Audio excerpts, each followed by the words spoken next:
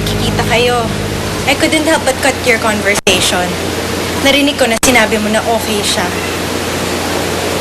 Please, sabihin mo yung totoo. Promise mo sa akin, ha? Huwag mo sasabihin kahit kayo nandito ako. Nagte-text po kasi sa akin si Josh eh, kaya updated ako sa kanya. I see. Sinasabi ba niya sa'yo kung saan siya nagsistay ngayon?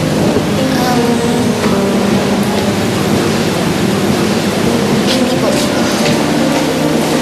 Ma-pride talaga yung kaibigan niyo. Alam niyo ba hanggang ngayon hindi pa rin umuwi?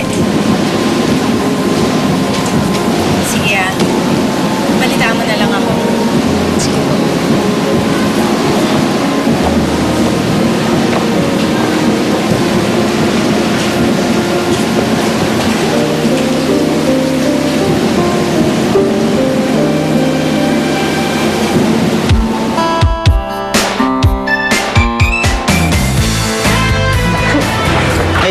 Hoy, andito ka pa. Akala ko sabi mo umuwi na siya. Oo nga, ba't nandito ka pa? Bumalik na ako. Tapos ko na kasi yung dapat yung sigasuhin. Okay naman. Okay na okay. Yes. Excuse me lang tuwagin ko na yung driver. Okay. Abel, kamusta yung game mo? Secret. Ha? Secret? Secret.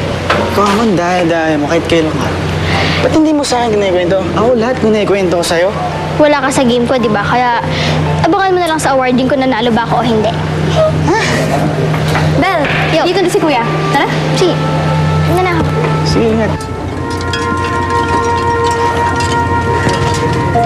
Uy, kinikilig ka sa binabasa mo, no? Hindi, ang corny kaya. In denial ka pa ngayon? Huling-huli ka naman. Wala naman kasing masama kung nagbabasa ka ng pocketbooks. Sa probinsya ka namin, yan yung libangan mapababae o lalaki. Nga pala, cookies, galing sa school. Nagbenta kasi kanina yung Writers Club Hindi pa nga ako gutom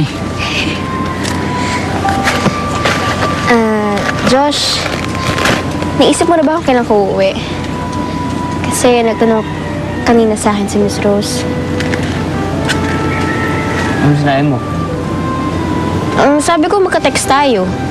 Pero hindi mo sinasabi sa akin kung nasan ka. Nagigilty na nga ako kasi nagsinungaling ako sa kanya. Pero nag-promise naman ako sa'yo na hindi ko sasabihin sa kanya kung nasan ka.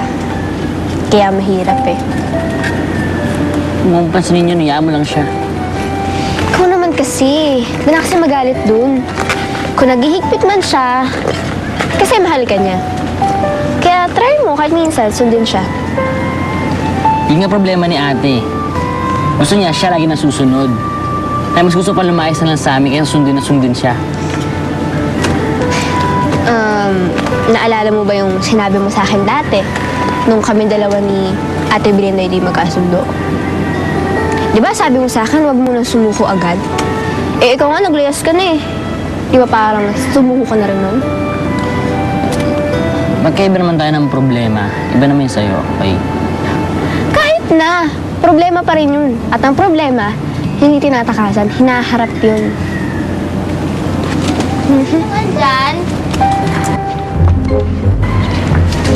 Sino andito?